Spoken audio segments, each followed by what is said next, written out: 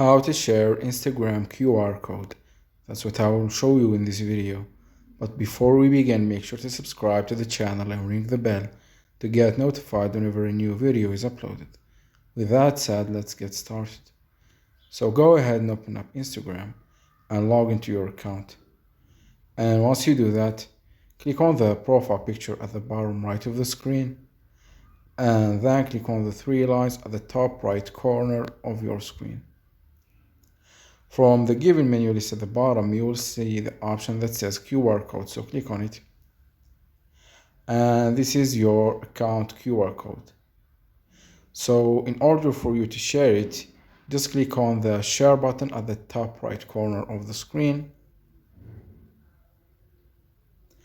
and then select the method that you want to use to share this code.